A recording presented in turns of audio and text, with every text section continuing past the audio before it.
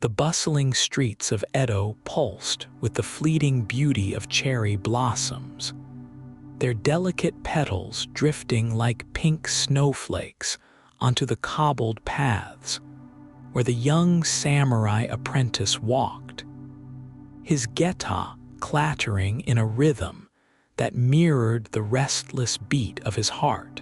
The air was thick with the scent of roasted sweet potatoes and miso broth from nearby stalls, mingling with the faint, woody aroma of freshly cut cedar from the dojo.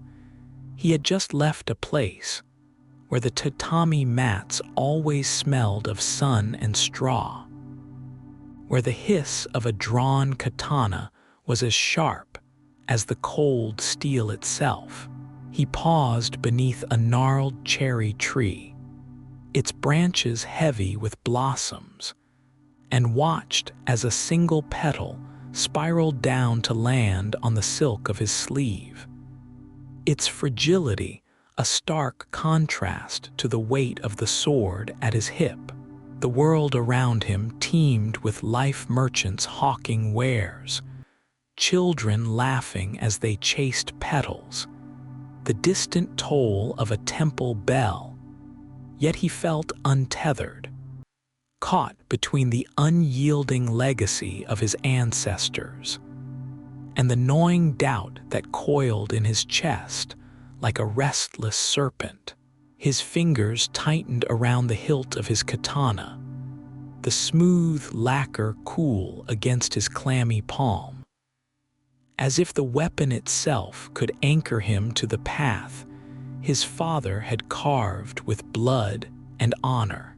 But the more he sought mastery, the more he wondered if he was worthy of the name he bore, if the stillness he craved in meditation, the crisp bitterness of matcha lingering on his tongue after morning practice, would ever quiet the storm within. The breeze shifted, carrying the whisper of falling petals, and for a fleeting moment, he imagined they spoke in the voice of his late grandfather. A true samurai finds strength not in the absence of fear, but in the discipline to move with it. The sun dipped lower, painting the wooden facades of Edo in gold, and as he exhaled a slow, deliberate breath, the weight on his shoulders lightened just enough to take another step forward. The blossoms would fade, as all things did, but the resolve he sought might yet bloom in their wake. The dojo was silent save for the whisper of wind through the shoji screens, carrying the earthy scent of freshly woven tatami mats mingled with the sharp, clean aroma of matcha that lingered in the air. Takeshi knelt in seiza, the smooth, polished wood beneath his knees cool against his skin, his spine straight as the ancestral blade resting atop the stand before him. The flicker of candlelight danced along the katana's length, casting fleeting shadows like the doubts that coiled in his chest. His fingers twitched just once as he inhaled, slow and deliberate, the rhythm of his breath a fragile counterpoint to the pounding of his heart. Outside, the distant clatter of geta on cobblestones echoed like the footsteps of generations before him, each one a reminder of the weight he carried. His father's face flashed in his mind. Stern, unyielding, the lines of his brow etched with the expectations of a lineage that stretched back to the age of the gods. A samurai's worth is measured not by his victories, but by the honor he upholds, he had said, his voice as unshakable as the mountains. Yet here, in the stillness, Takeshi's hands felt too small, too weak to bear the heft of such a legacy. The silk of his hakama rustled as he shifted, the sound impossibly loud in the quiet, and he caught the faintest metallic whisper, the blade's subtle sigh as it settled in its sheath, as if even the steel questioned his readiness. He closed his eyes, letting the bitterness of the tea still on his tongue ground him.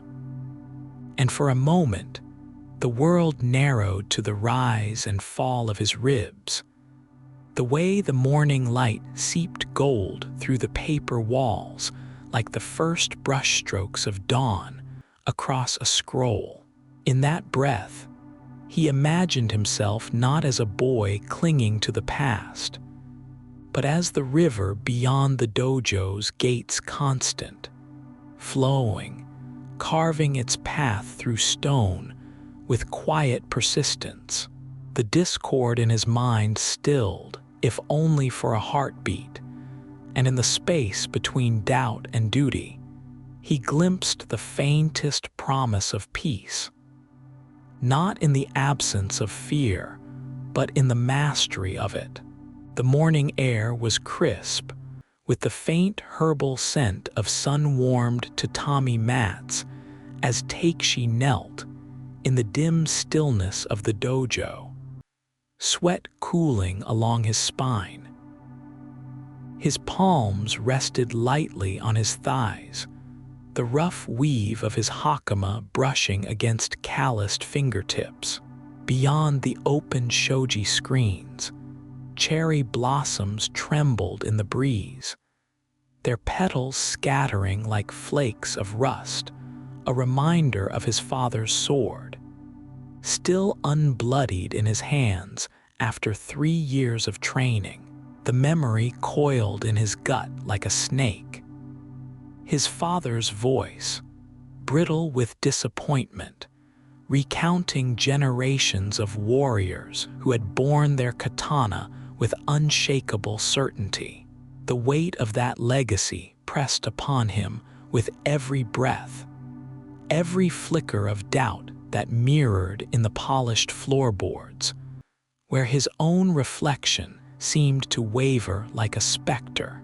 Even now, his fingers twitched toward the hilt at his side, as if the blade might whisper some secret he had yet to earn. The sound of steel sliding from silk echoed through the dojo, a whisper so fine it seemed to sever the very air, and Takeshi's spine straightened as his master settled beside him. Silent as the first frost, the old man placed a lump of raw Tamahagane steel between them, its rough surface drinking in the pale light.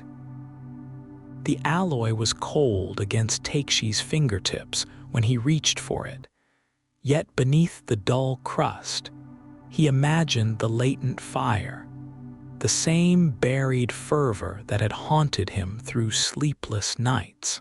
"A sword is not shaped by the hammer alone," his master murmured, pouring bitter matcha into a chipped cup, the steam curling like temple incense. "The metal must learn its own strength." Takeshi watched the tea leaves swirl, their dance recalling the river behind his childhood home, where he'd once traced kanji into the wet sand characters washed away before anyone could read them.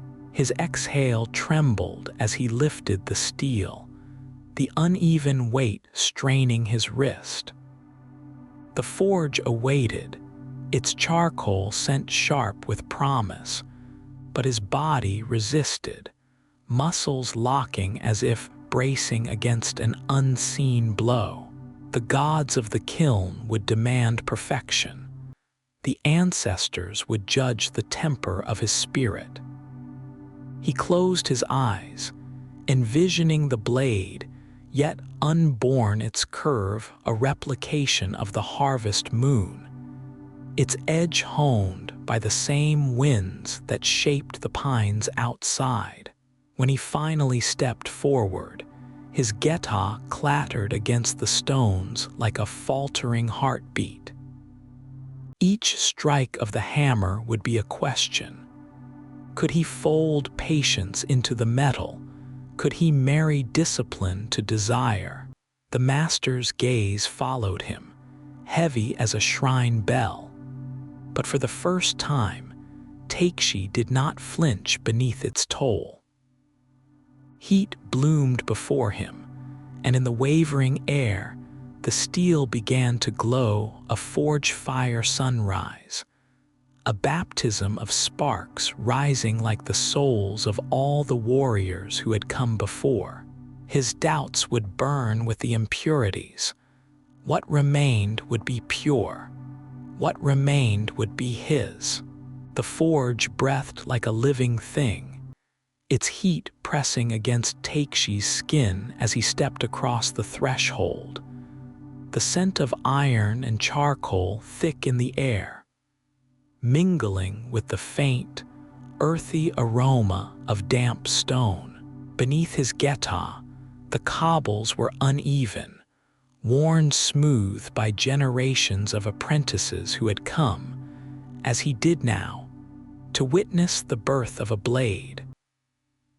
The blacksmith moved with deliberate grace, his hands gnarled and scarred gripping the tongs as he turned the glowing steel in the fire, the coals pulsing like a heartbeat.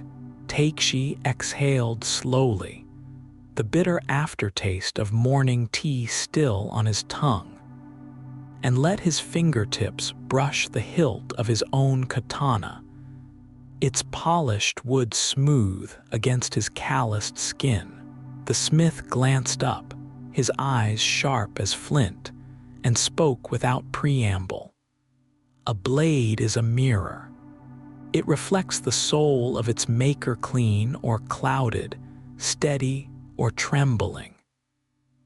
The words settled heavily in Takshi's chest, a weight as tangible as the ancestral sword his father had entrusted to him, its edge honed by generations of duty. Outside, the wind whispered through the bamboo, a sound like drawn steel, and for a fleeting moment he wondered if the gods themselves were testing him. His fingers tightened around the hilt, the silk wrap damp with sweat, and he thought of his father's face, stern and unyielding as the cliffs of their homeland, and his mother's voice, soft but insistent. Honor is not in the sword, but in the hand that wields it.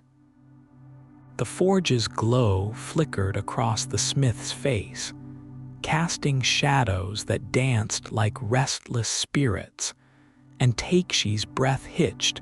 Was his own soul so uncertain, so frayed at the edges? He recalled the mornings spent in the dojo, the taut silence before the first strike, the way the tatami mats smelled of straw and sun, the way his own reflection in the training sword had seemed a stranger's. The smith dunked the red-hot blade into the water with a hiss, steam rising in a curl like incense.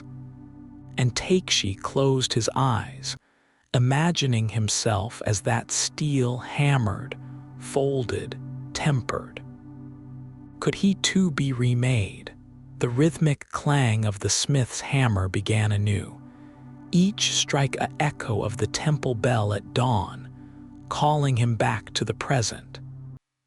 He bowed deeply, the motion steady despite the tremor in his hands.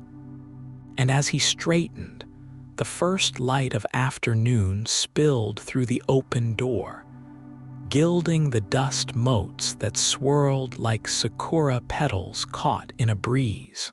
The katana at his side felt lighter now, or perhaps it was his own spirit, shifting ever so slightly toward something like peace.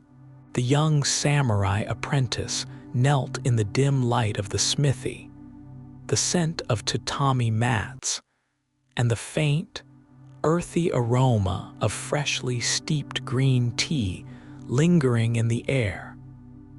a small comfort against the weight pressing upon him.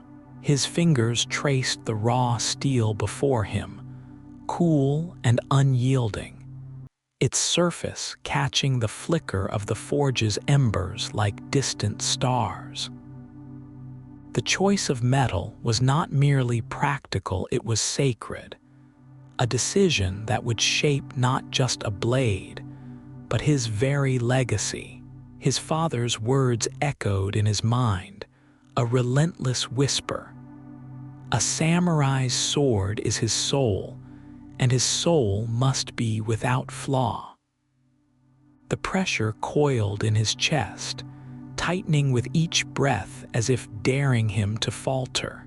He hesitated, the tremor in his hands betraying the storm within, doubts that cut deeper than any blade. Was he worthy of this steel? Of the name he carried? The forge's heat pulsed against his skin, a living thing, as though the spirits of his ancestors watched from the flames, their judgment heavier than the anvil before him. With deliberate slowness, he lifted the steel, feeling its heft not just in his palms, but in his spirit. The metal was unkind to hesitation. It demanded certainty, demanded mastery. The rhythmic clatter of Geta sandals outside, the distant murmur of the town waking, all faded into the background as he exhaled, long and steady, surrendering to the ritual. The first strike of the hammer against metal resonated through the space, sharp and clear as temple bells at dawn. Each blow was a prayer, a plea for clarity not just in the steel's grain, but in his own heart. The forge's glow outlined his movements, casting long shadows that danced like the ghosts of samurai past, their whispers woven into the wind that slipped through the bamboo slats of the smithy. Sweat traced a slow path down his temple as he worked, the scent of charred oak and hot iron filling his lungs, grounding him in the moment. His focus narrowed to the metal's transformation, the way it yielded and hardened beneath his hands, just as his own resolve would have to. A memory flickered his mother's voice, softer than his father's, reminding him that even the cherry blossom must endure winter's bite to bloom.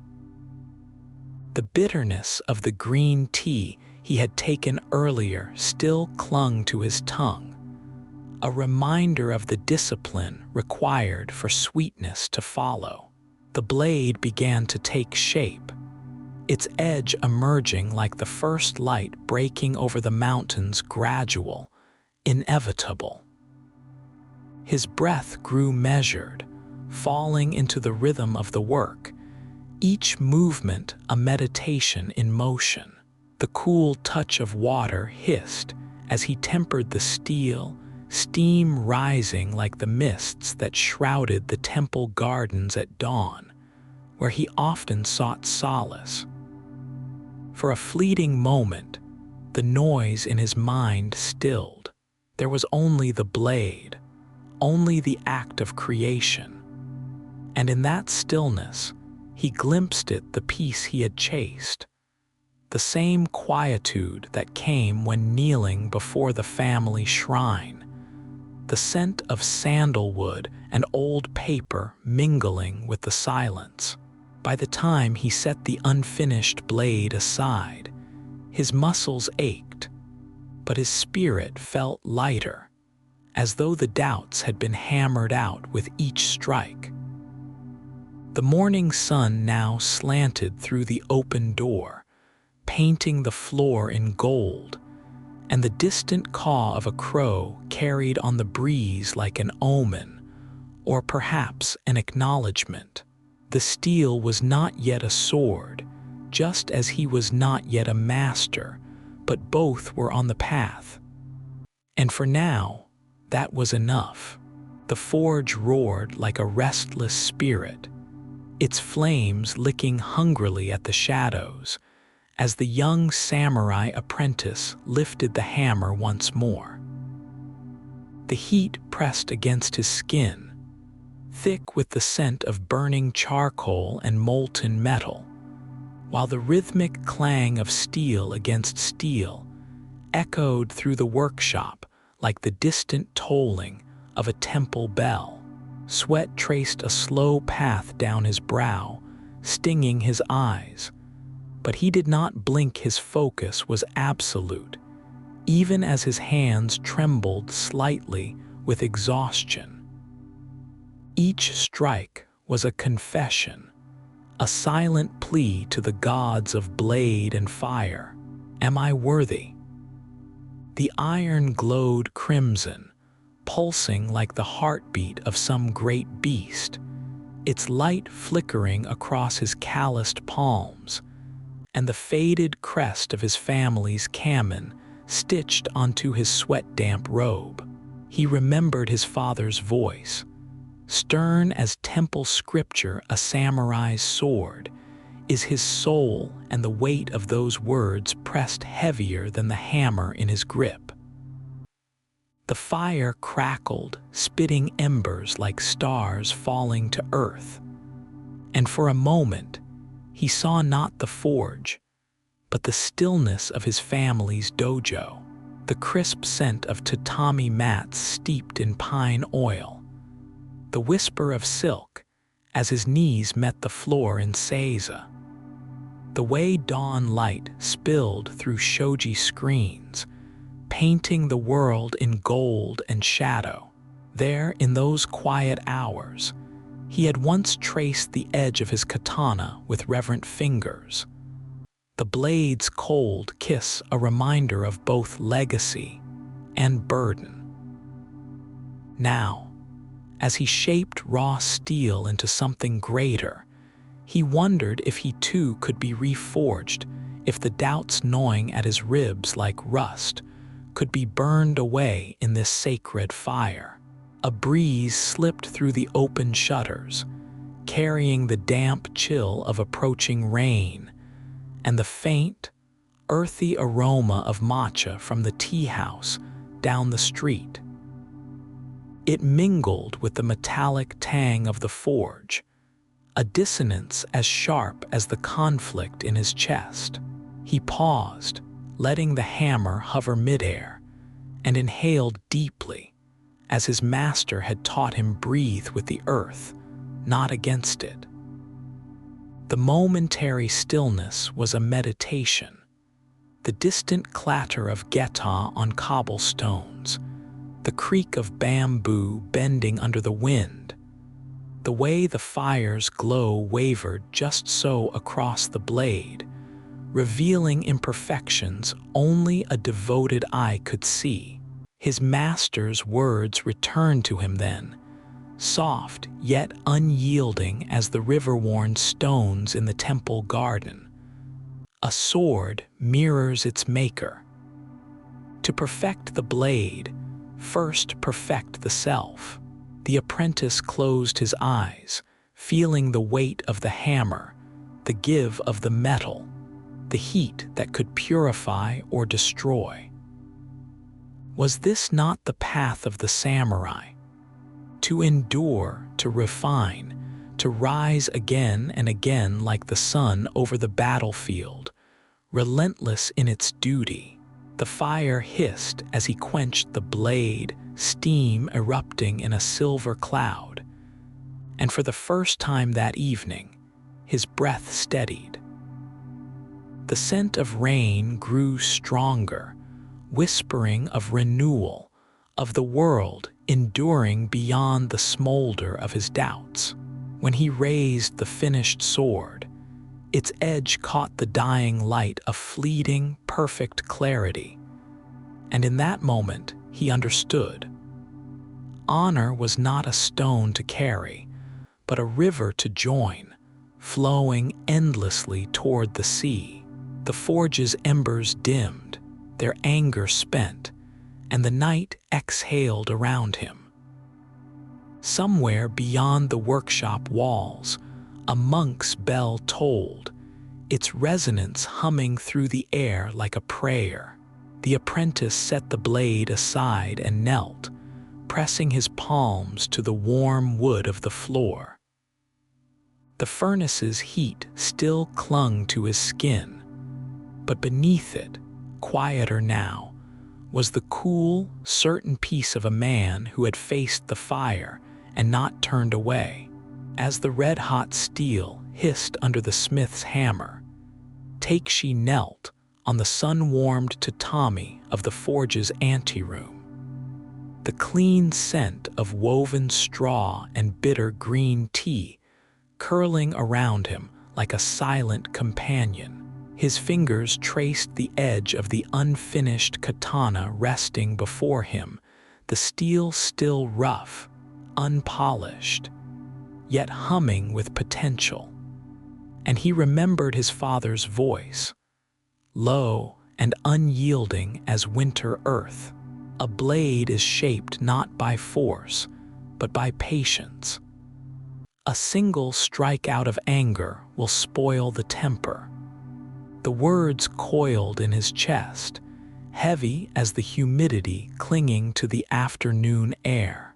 Beyond the open shoji, the rhythmic clatter of geta on cobbled streets marked the passage of townsfolk, their lives untouched by the weight of legacy.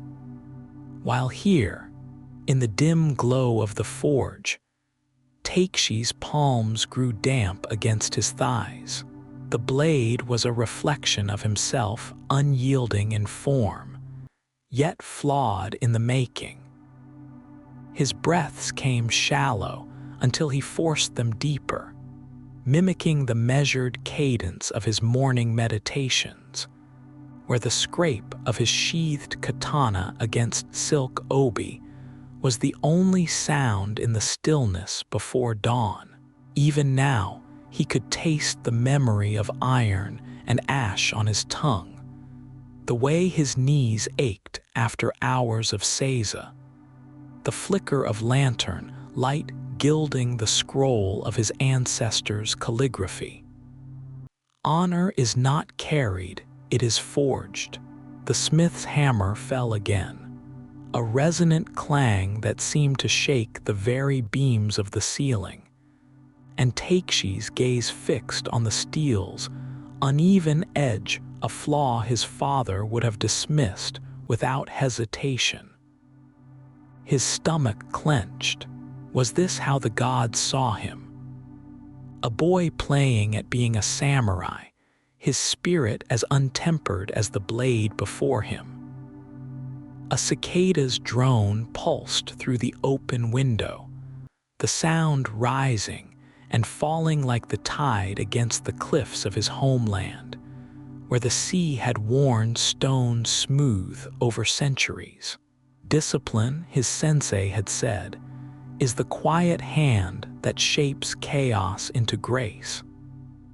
Takeshi exhaled slowly, watching as a shaft of sunlight pierced the smoke-heavy air, illuminating the motes of dust that drifted like ghosts between worlds. The smith paused, wiping his brow with a forearm, his hands scarred and leathery gripping the tongs with the reverence of a priest tending an altar. For a heartbeat, Takeshi envied the simplicity of such labor heat, steel, purpose, until the man's eyes met his, dark and knowing. "Steel remembers," the smith murmured, turning the blade to the light. "Every strike, every hesitation, it bears the marks of the hand that shaped it." Takeshi's fingers twitched, the phantom weight of his own katana against his palm, its grip worn smooth by generations. He thought of the cherry blossoms in the temple courtyard, how their petals fell without regret, each one a fleeting lesson in surrender. Perhaps mastery was not in becoming unbreakable, but in learning to bend without shattering. The smith resumed his work. The hammers song a steady heartbeat. And as Takeshi closed his eyes, he imagined the blade cooling in the river's embrace, its veins of Damascus pattern rising like the whispers of long-dead warriors.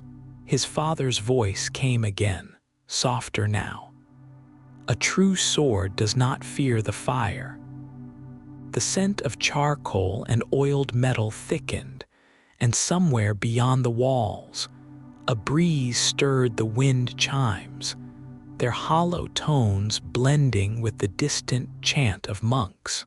Takeshi touched the unfinished katana once more, its surface still rough against his fingertips, yet humming, waiting. The path to peace, he realized, was not in the absence of doubt, but in the forging of it. The forge's heat clung to Takeshi's skin, even as the evening coolness seeped through the open shoji, carrying the crisp scent of cedar and damp earth from the garden outside. The rhythmic clink-clink of his hammer had faltered moments ago, his arms freezing mid-swing as the lamplight caught it, a hairline fracture, spiderwebbing through the folded steel. A betrayal in the heart of the blade. His breath hitched, the taste of bitter green tea still lingering on his tongue from the break he'd taken, though it did nothing to soothe the tightness in his chest. The flaw was tiny, almost imperceptible to an untrained eye, but to him, it screamed like a war horn. His father's voice, stern and unyielding as the cliffs of their ancestral lands, coiled in his mind. A samurai's worth is measured by his blade. His blade is measured by his patience. The tea bowl on the low table beside him reflected his face streaked with soot, eyes shadowed by exhaustion. He'd spent weeks folding, hammering, quenching, each layer of steel a prayer to the gods of craft, each strike a plea for the strength to prove himself. Now the work threatened to unravel.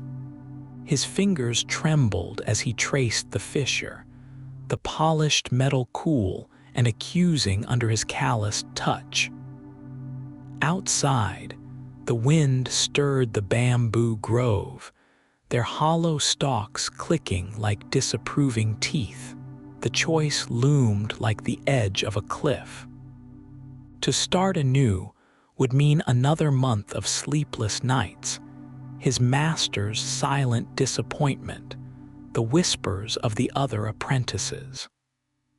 Yet to press on to ignore the flaw would be to bury weakness beneath the surface, a dishonor not just to his name, but to the very spirit of the steel. He closed his eyes, the scent of charcoal and oil thick in his nostrils, and let himself sink into the memory of his first meditation beneath the old maple in the temple courtyard. The monks had taught him to listen to the spaces between his breaths, to find the stillness beneath the storm of his thoughts. Now he sought it again, exhaling slowly as the distant chime of a temple bell floated through the air. The blade was more than metal. It was a living thing, shaped by fire and will, as flawed and striving as he was. The crack was not failure, it was a question. Could he bend without breaking? The lamp flickered as a moth brushed against its paper shade, casting wavering shadows across the worn tatami. Takeshi reached for the tongs, the iron warm from the forge's residual heat, and hesitated. In that pause, the world narrowed. The creak of the floorboards under his knees, the metallic tang of the air, the way the light caught the faintest ripple in the steel, like a river's current frozen in time. His ancestors had forged swords that had carved history. His own hands felt clumsy in comparison. But then another breath, deeper this time. He remembered the way cherry blossoms fell without resentment, even as their brilliance faded.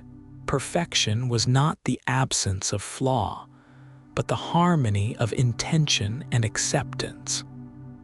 With a steady hand, he returned the blade to the coals, watching as the flaw glowed red, then orange, then vanished into the fire's embrace. He would fold it again, not in defiance of the mistake, but in reverence to it. The steel would remember, and so would he. Outside, the first drops of rain began to fall, their quiet patter on the stones a reminder. Even the sharpest blades were tempered by water. The young samurai knelt in the dim quiet of the practice hall, the scent of fresh tatami mats, and the faint, earthy bitterness of green tea lingering in the air. Outside, the first light of dawn seeped through the shoji screens, casting long shadows that stretched like the weight of his thoughts. His fingers brushed the smooth, lacquered saya of his katana, the wood cool and familiar beneath his touch. But as he drew the blade with the quietest whisper of steel, his hand betrayed him a tremor, slight but unmistakable. The shame of it coiled in his chest, tight as the tension in his shoulders. His father's voice echoed in his mind, stern and unyielding. A samurai's hand must be as steady as his spirit. Yet the more he sought perfection, the more elusive it became, like mist slipping through his grasp. The weight of his family's legacy pressed down, heavier than armor, and he wondered, not for the first time, if he would ever be worthy of the name he bore. Around him, the hall held its breath, the faint rustle of silk against his hakama, the distant murmur of a monk's chant from the temple beyond, the way the dust motes danced in the pale light, indifferent to his struggle.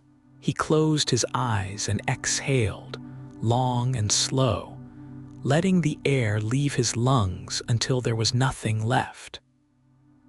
Then, deeper still, he inhaled through the nose, as his master had taught him, drawing in the stillness of the morning, the faint woody aroma of the floorboards, the metallic tang of the blade before him. The act itself was simple, yet the peace it promised felt like a distant shore. Memories flickered. His father's disappointed gaze when he faltered in sparring, the way the villagers bowed too deeply to his family's crest, their deference a reminder of what he owed them all. But beneath that fainter were other memories, the way his mother had once smiled as she poured tea, saying even the cherry blossom must fall to grow anew. Or the mornings when the mist clung to the mountains like a benediction, softening the edges of the world. His fingers tightened around the tsuka, not in frustration, but in acceptance. There would always be tremors.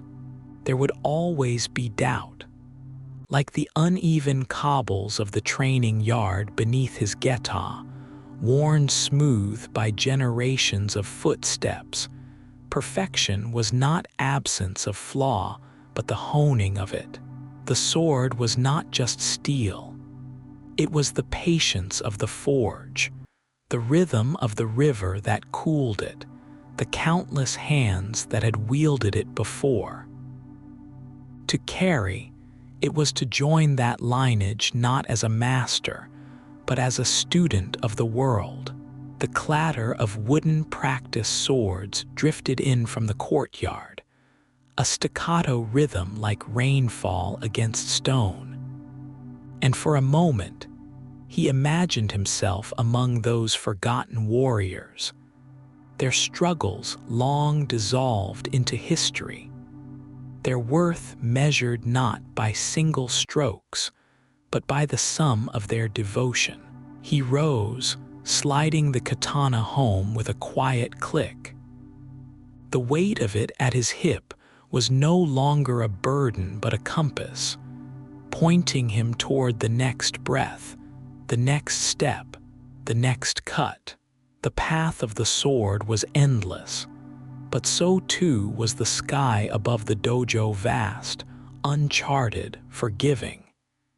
He would never be perfect, but he would continue. The breeze stirred, carrying the scent of pine and distant incense, and as he stepped into the light, the shadows at his back seemed less like ghosts and more like guides. The katana lay across his lap, its curved blade catching the sparse morning light that filtered through the shoji screens. The scent of fresh tatami, sun-warmed straw, and clean earth mingled with the faint, bitter aroma of matcha still lingering on his tongue from the morning ritual. Outside, the rhythmic clatter of wooden geta on cobbled streets echoed, like time itself counting down, a reminder of the world moving ever forward while he sat suspended in this quiet chamber of his soul. His fingers traced the blade's length, skin registering the cool, unyielding steel, smooth as a river stone worn by centuries of patiently flowing water. Each deliberate stroke of the whetstone was a whisper against the edge, a harmony of friction and precision, the sound so faint it might have been the breath of the gods themselves. He exhaled, slow and measured, matching the rhythm of his task. Yet beneath the discipline, his pulse betrayed him a tremor in his wrist, slight but undeniable, like the first quiver of a leaf before the storm. His father's words coiled in his mind, heavy as the ancestral armor displayed in their hall. A samurai's worth is measured by the sharpness of his blade and the stillness of his spirit. But the blade was easier to hone than the soul. Doubt clung to him like the humidity of midsummer, thick and restless. What if his hands, though calloused from years of training, were never steady enough? What if his heart, though fierce with devotion, was never calm enough? The whetstone circled again, grain whispering against steel, a ritual older than the temples that dotted the hills beyond the city. He imagined the countless warriors before him who had done the same, hands moving in silent conversation with the metal, as though polishing not just a weapon, but the very essence of Bushido itself. The blade was more than steel. It was the frontier between honor and disgrace, between his family's legacy and his own inadequacy. A bead of sweat traced his temple, though the morning was cool. He paused, fingers curling against the tsuka, the silk wrap familiar as his own breath. Somewhere beyond the walls, a temple bell tolled, deep and resonant, shaking the air like the voice of the mountain spirits. It was a sound that had marked the turning of the ages through war and peace, through generations of hands just like his, gripping swords just like this one. The blade caught the light once more, and in its reflection, he saw not just his own face, but the faces of his ancestors, their gazes as unflinching as the edge he sought to perfect. He inhaled sharply, the air crisp with the faint tang of pine from the courtyard, and forced his shoulders to loosen. The doubts would come, they always did. But so would the rhythm, the scrape of stone, the pull of breath, the quiet certainty that with every stroke, he was not just shaping the blade, but being shaped in turn. The morning stretched on, the light shifting lazily across the floor, painting the dark wood with gold. Somewhere, a sparrow trilled, a fleeting note of wildness in this ordered world of discipline and reverence. He lifted the blade, turning it to inspect his work. The edge gleamed, not with the cold arrogance of a weapon, but with the quiet humility of a tool tempered by patience, by reverence, by the endless cycle of striving and surrender. For the first time that morning, his fingers did not shake. The weight of expectation was still there, but so was something else, something like stillness, like the heart of a river beneath its rushing surface. He sheathed the katana with a soft click, the sound final yet not an ending but a vow. Today, like every day, he would rise, he would falter, and he would try again. The blade was polished, the meditation was just beginning. Takeishi knelt on the sun-warmed tatami, the clean scent of straw mingling with the faint, earthy aroma of freshly whisked matcha. His hands, still smelling of polishing oil and sharpened steel, trembled slightly as he laid the katana before his master, the blade's curve flawless. The hamon, a whispering river of fire caught in folded metal. The room was hushed, the only sounds the distant call of a crow outside and the almost imperceptible sigh of silk as Master Hitoshi shifted. Takeishi's breath stilled as the older man took the sword, the shink of steel leaving lacquered wood sharp as a split thread. The weight of generations pressed down on Takeishi's shoulders, his father's unyielding gaze, the scrolls of ancestors lining their home, their names heavy with victories he feared he'd never earn. Yet in this suspended moment, there was only the glide of Master Hitoshi's fingers along the tsuka, the balanced pivot of the blade testing the air like a heron's wing. Approval came not in words, but in the slow, measured nod, the way the light caught the master's eyes' dark pools reflecting not just the sword, but the years of pre-dawn drills, the calluses earned on stone-sharpening wheels, the silent tears swallowed behind the tea house after yet another bruising spar. The bitter taste of matcha lingered on Takeishi's tongue, a mirror to the ache in his ribs where doubts nested like winter sparrows. Yet, as the sword returned to his hands, his fingertips traced the same grooves forged by fire and water, and something unknotted in his chest maybe. This was enough. The cobbled path outside echoed with the karankoran of Geta, a rhythm as constant as the turning seasons, as the gods who watched through the rustling pines. Master Hitoshi sipped his tea, steam curling like temple incense, and Takeshi exhaled, the tremor in his hands stilling. The sword wasn't just steel. It was the silence between heartbeats, the space where honor and fear met, where a single breath could be the difference between a cut and a killing stroke. Perhaps peace wasn't the absence of weight, but the strength to carry it.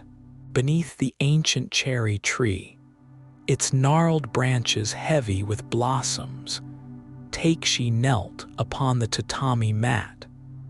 The scent of fresh straw and polished wood mingling with the faint bitterness of matcha still lingering on his tongue.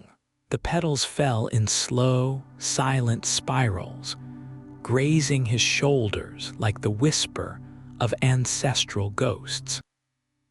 He inhaled deeply dew-kissed air, the distant charcoal smoke from morning hearths, the earthy perfume of moss between the cobblestones where his geta had clattered just moments before. The weight of his katana lay against his thigh, its scabbard cool and smooth beneath his fingertips, the blade within humming with restrained energy, as though echoing the tremor in his own pulse. A single petal caught midair, trembling like the doubt coiled beneath his ribs. Honor is not given but forged, his father's voice echoed, harsh as the scrape of sword metal. Yet the more he trained, the more his hands betrayed him. Even now, his left thumb twitched against the Seijio cord, raw from yesterday's drills, his knuckles remembering the sting of the master's bamboo rod when his stance had faltered.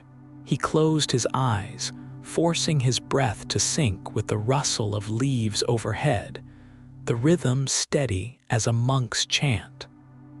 The world narrowed, sharpened. A bee droned past, wings brushing his ear. A bead of sweat traced his spine, though the dawn air was crisp. Somewhere beyond the garden wall, a cart creaked, laden with rice sacks, but here, beneath the blossoms, time stretched thin as rice paper. The petals pooled around him like pink snow, each fall a silent lesson. This is how a thing returns to earth without struggle. His chest ached. Would his ancestors watch him too, as they watched these petals, their judgment as soft and inevitable as decay? Or would they turn away, ashamed of how his blade wavered in sparring, how his knees unlocked under the weight of their name? A breeze stirred the branches, scattering blossoms in a sudden flurry.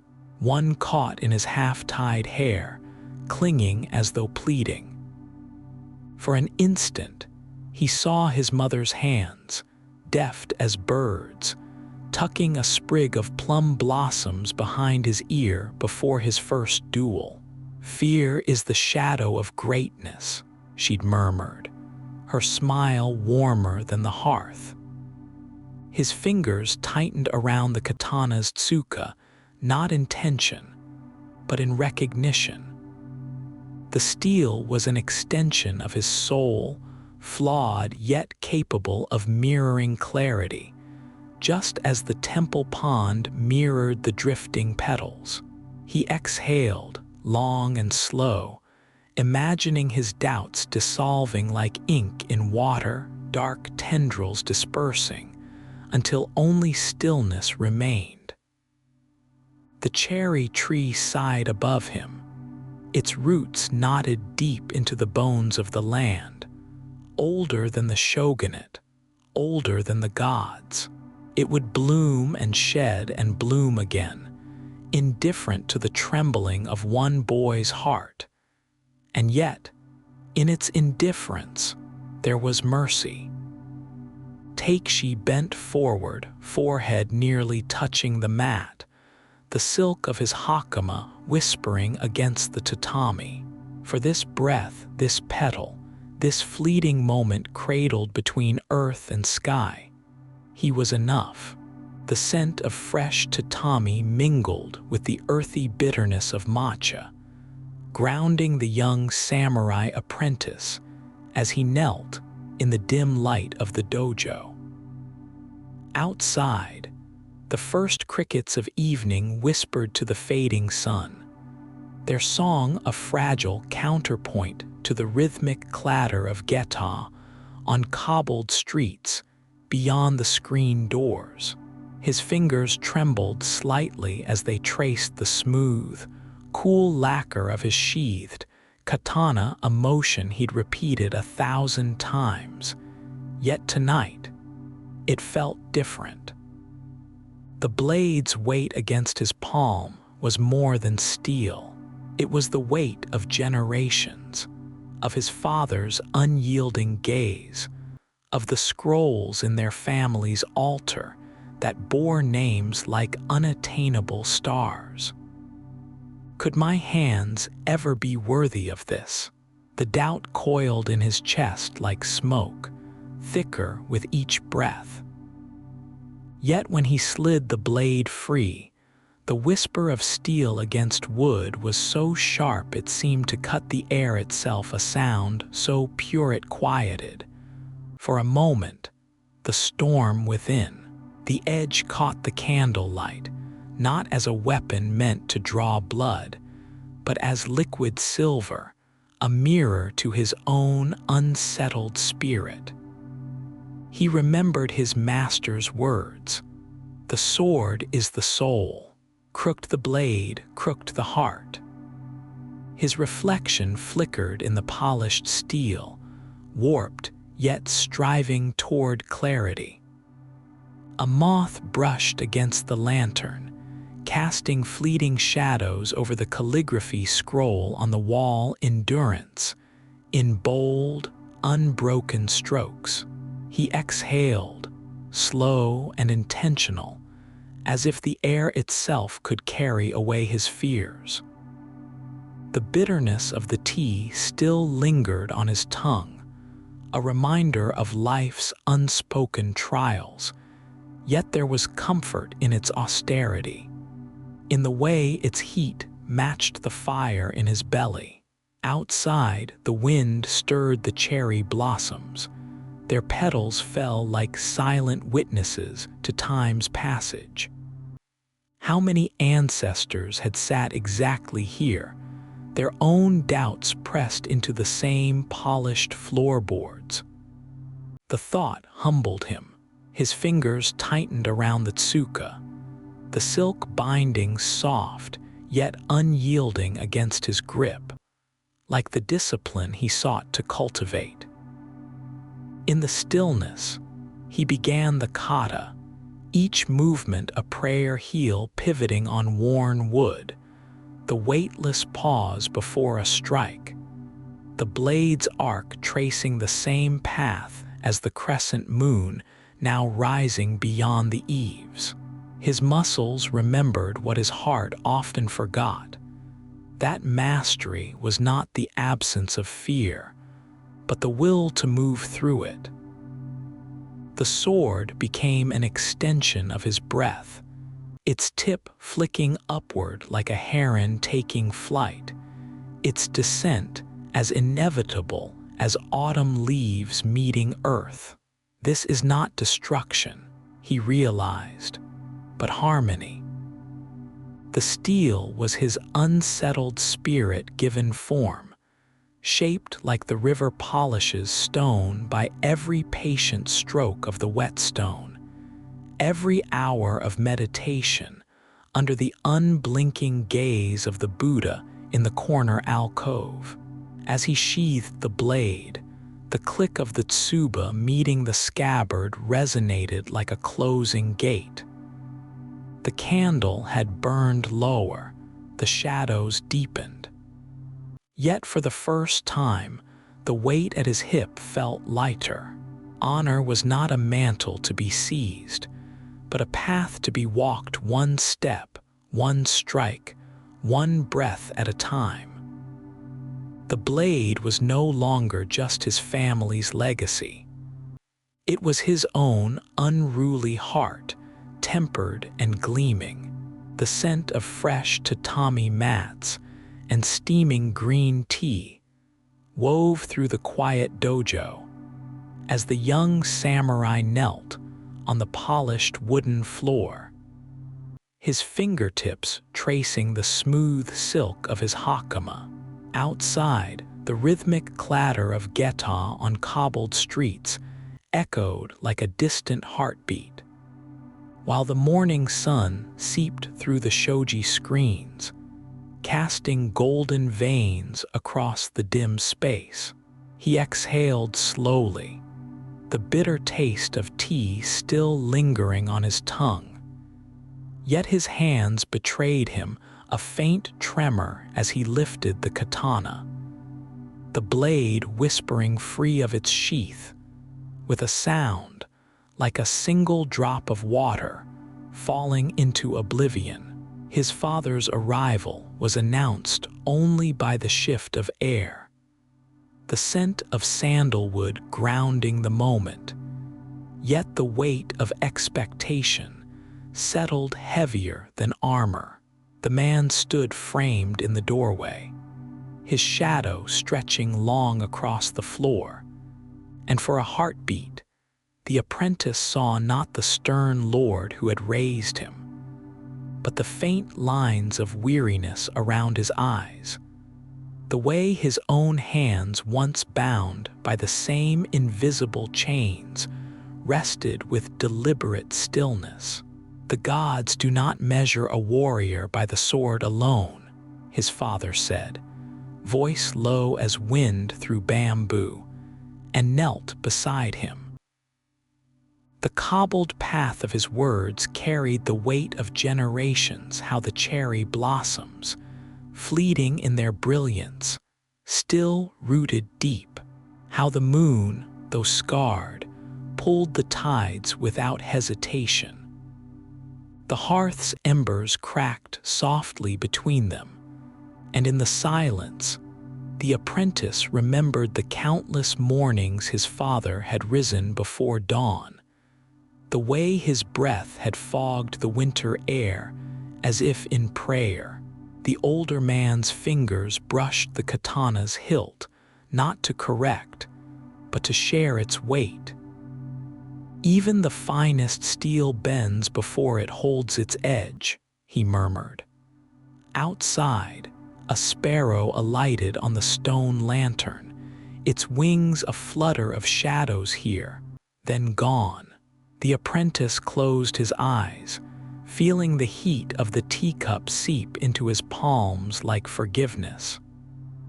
The doubt, he realized, was not a weakness, but the space between one breath and the next, where the soul could stretch toward the light. In the stillness, the dojo breathed with them, the woven reeds of the mats sighing under their knees, the blades of their swords humming silent songs of fire and patience. For the first time, the weight felt holy. The soft rustle of silk against tatami filled the quiet room as the young samurai knelt, the clean scent of fresh straw mats mingling with the earthy aroma of matcha. His calloused fingers trembled slightly as he lifted the chowan dark, and elegant in his grip, feeling the warmth seep through the smooth glaze into his palms. The older master across from him moved with the precision of falling snow, whisking the bitter green powder into a pale froth. Each stroke echoed the rhythm of their shared breaths, though the apprentices came unevenly beneath the weight of his father's unspoken scrutiny.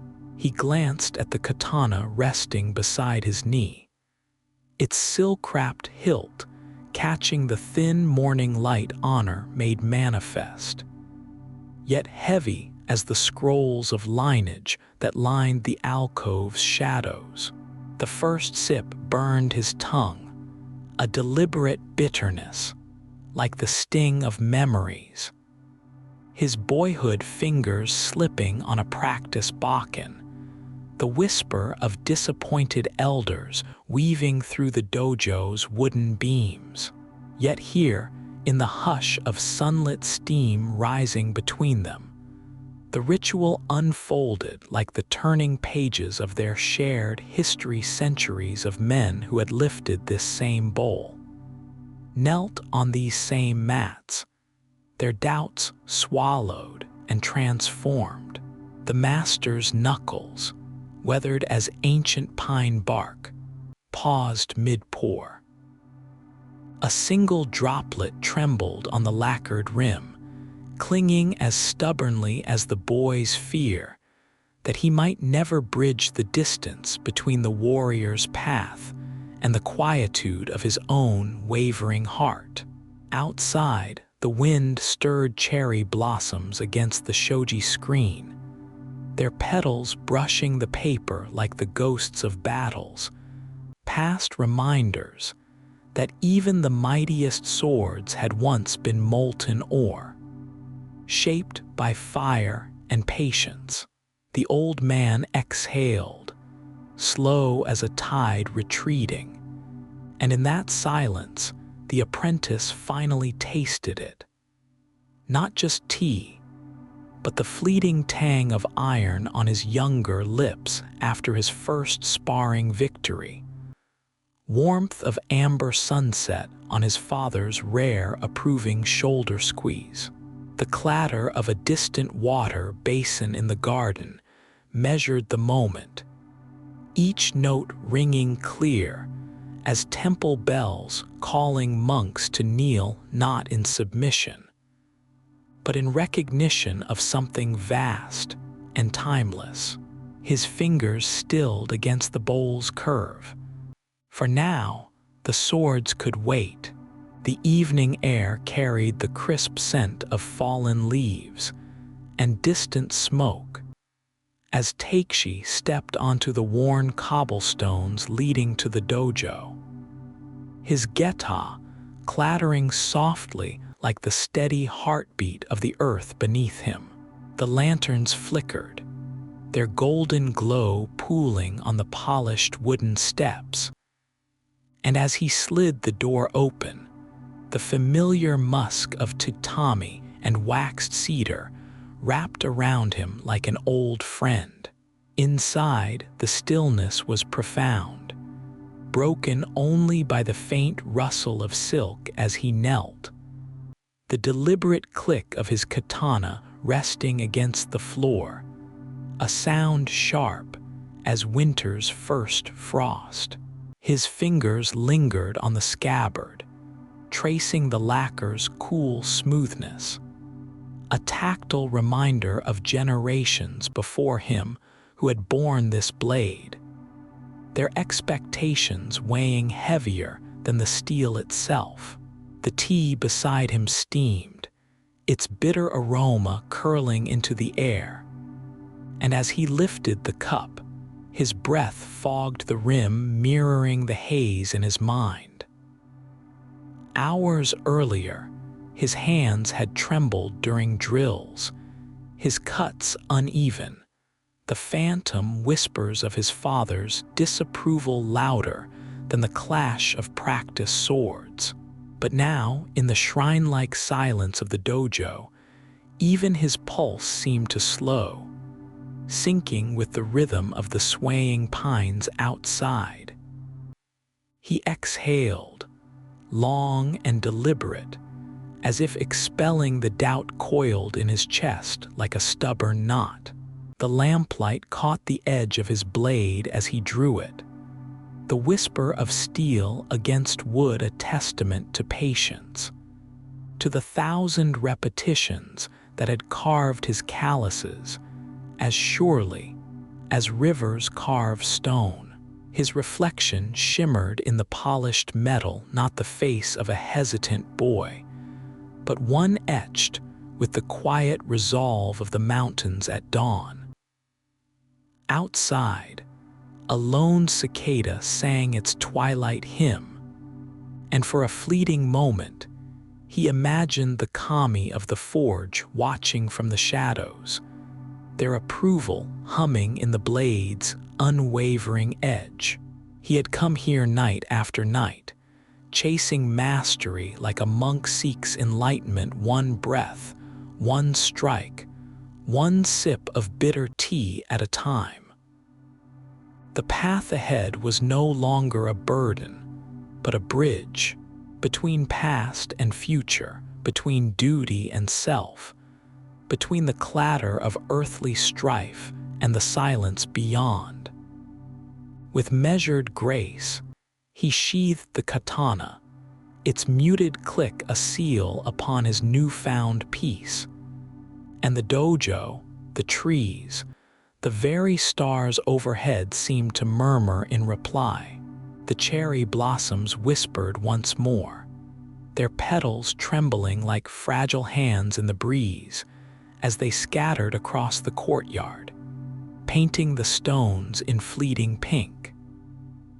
Kenshin knelt on the sun-warmed tatami, the clean scent of woven straw mingling with the sharp, earthy bitterness of freshly whisked matcha. Each breath steadied him, though his fingers still betrayed a tremor against the lacquered tea bowl. Outside, the rhythmic clatter of geta on cobbled streets echoed the heartbeat of the city, a reminder of the world moving ever forward, while here, in the hushed stillness of the dojo, time stretched thin as silk. The katana beside him caught the light, its blade a sliver of moon against the dusk, and when he lifted it, the whisper of steel against Seijio was so faint it might have been the wind sighing through the pines of his ancestors' graves. He exhaled, slow, measured, yet the weight of his name clung to him like the damp spring air. Every strike of his sword, every stroke of his calligraphy bore the specter of his father's unyielding gaze. The generations of warriors who had carried their legacy without faltering. What honor was there in a heart that doubted? The question coiled in his chest, sharp as the tanto at his belt. Memories surfaced. His first duel, the way his opponent's blade had grazed his ribs, not with malice, but with the cruel mercy of exposure he had won. Yet the applause rang hollow in his ears, for he alone had felt the hesitation in his wrists, the split-second fear that had almost cost him everything. Now, as the last petals spiraled downward, he watched one catch against the rippling surface of the stone basin, floating like a wounded crane on still water. The monks spoke of sakura as transient souls, their beauty a lesson in surrender, but Kenshin wondered if their true teaching lay deeper, in the way they bloomed not for praise, but because the roots demanded it, because the silent pull of the earth and sky left no other choice. His thumb brushed the tsuka of his sword, the polished wood cool and certain beneath his touch.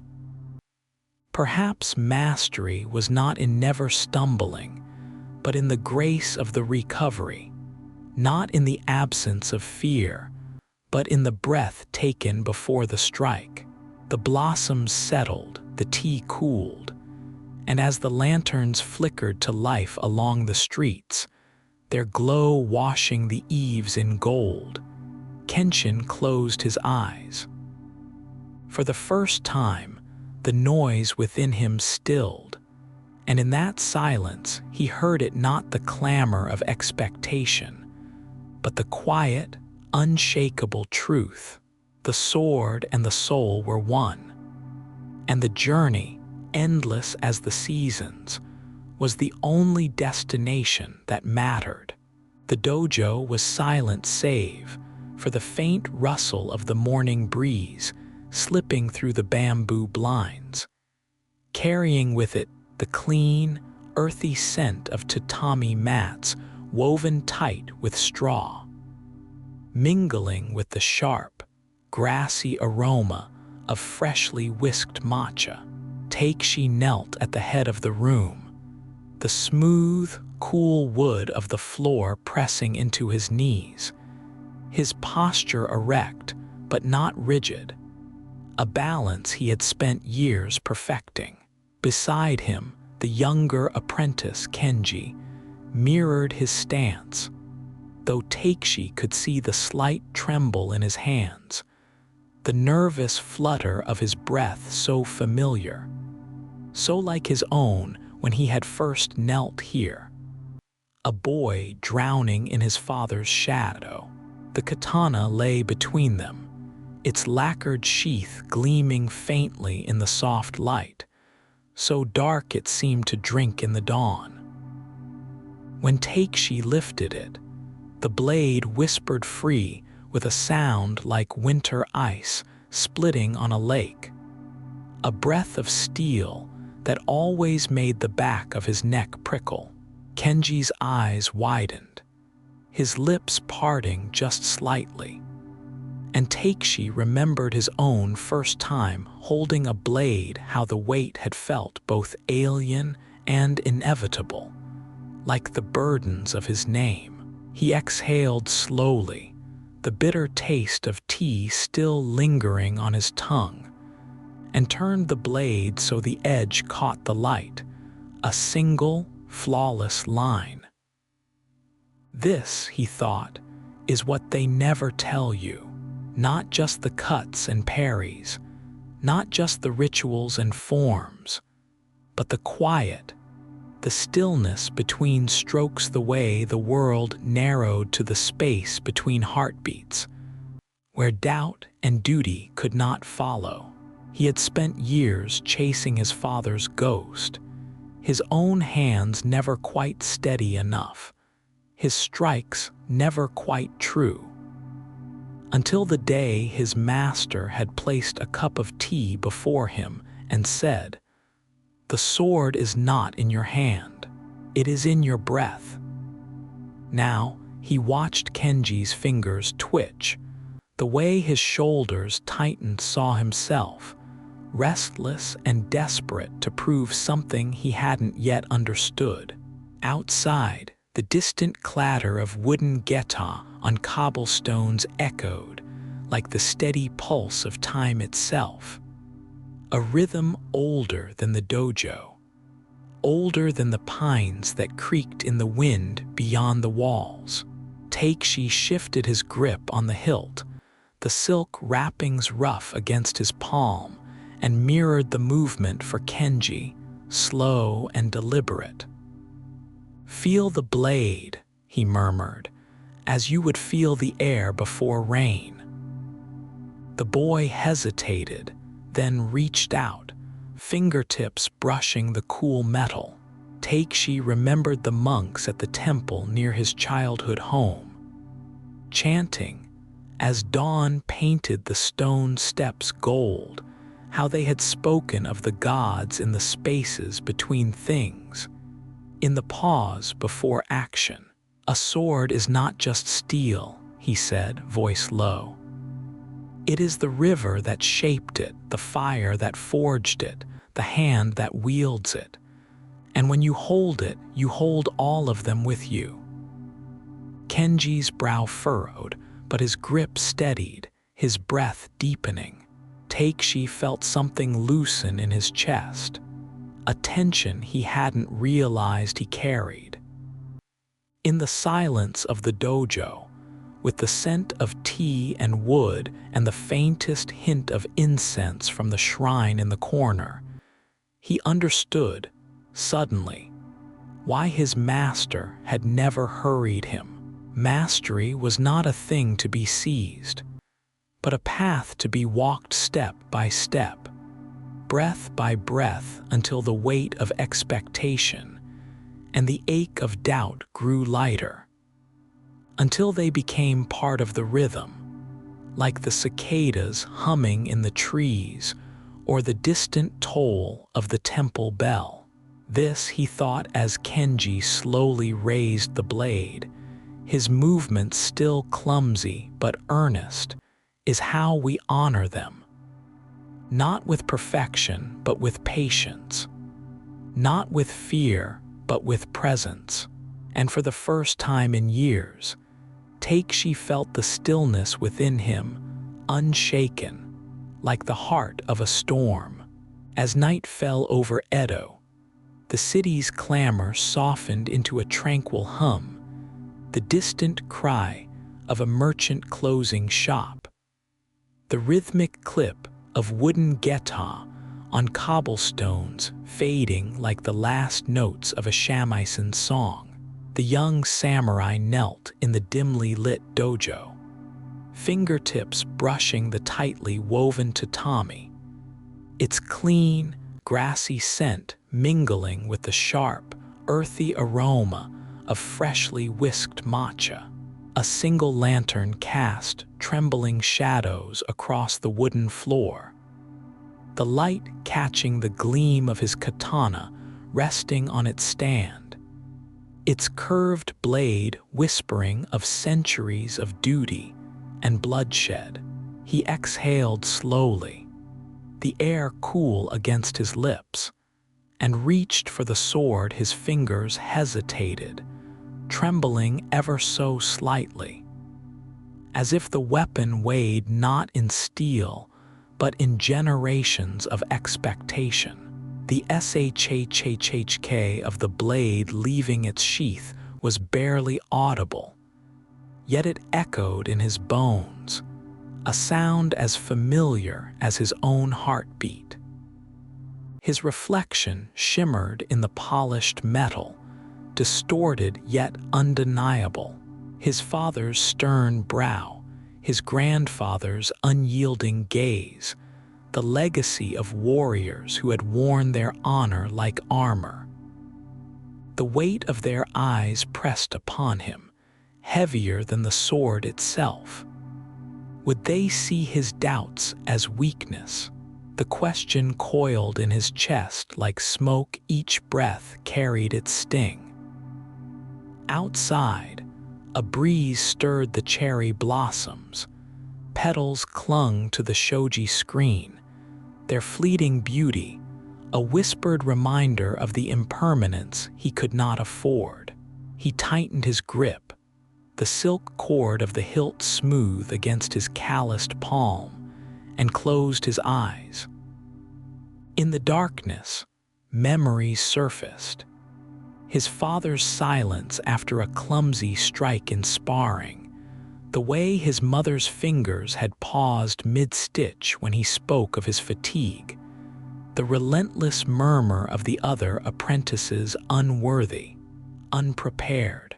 His stomach clenched. Yet beneath the fear pulsed something quieter, a yearning as deep as the roots of the ancient pine outside. Mastery, peace.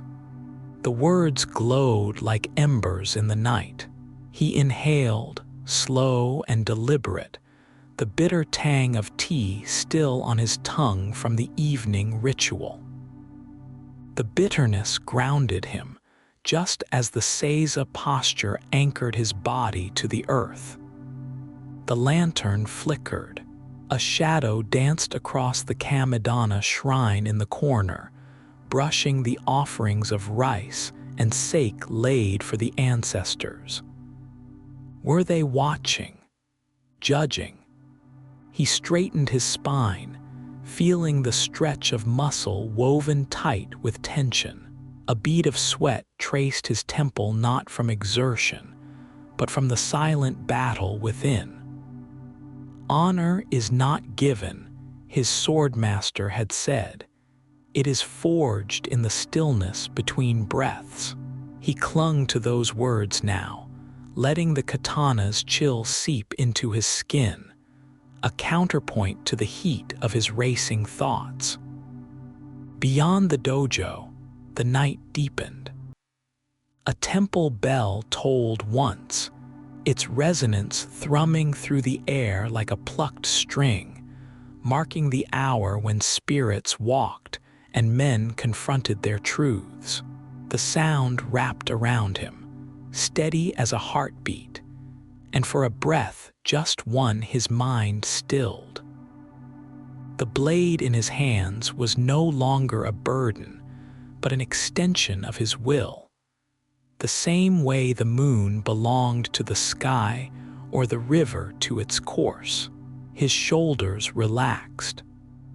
The petals against the shoji rustled again, and this time he imagined them falling not as warnings but as blessings, fragile yet fearless in their surrender. Perhaps honor was not a thing to carry, he thought, but a path to walk, step by step, breath by breath. With a final sigh, he sheathed the katana. The click of the guard meeting the scabbard was softer now, certain. The lantern's glow warmed his cheeks as dawn's first light tinged the horizon, not an ending, but a promise. Somewhere in the distance, a bird greeted the rising sun, its song threading through the cobbled streets, through the dojo's weathered beams, through the quiet spaces between his ribs. The ancestors' voices, if they spoke at all, were gentle. He bowed low, forehead touching the tatami, and smiled into the darkness. For the first time in months, his chest did not ache. The path ahead was long, but his feet, like the blossoms outside, knew the way. She lay upon the tatami, the crisp, grassy scent of fresh straw mingling with the faint aroma of green tea lingering in the air. A bitter trace on his tongue from the evening ceremony. The shoji screens glowed softly with the moon's pallid light, casting narrow shadows that stretched like blades across the floor. Outside, the rhythmic clatter of a night watchman's geta echoed against cobbled streets, a steady heartbeat of the sleepless city beyond the walls.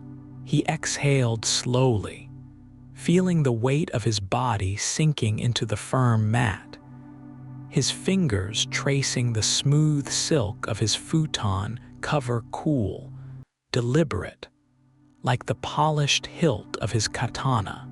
His muscles ached from the day's training, yet his mind still hummed with the sharp, whispering slide of steel drawn from its saya.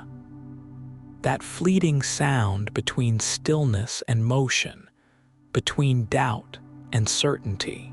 He had faltered during practice, his grip tightening just a fraction too late, his stance wavering beneath his master's scrutiny.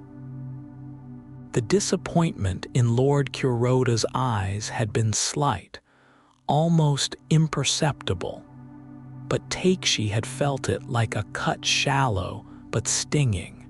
His chest tightened, and for a breath, he was a boy again, watching his father's back as the man knelt before their ancestral shrine, shoulders rigid with expectation. A samurai does not hesitate, the old man had said, voice colder than winter stone. To doubt is to dishonor.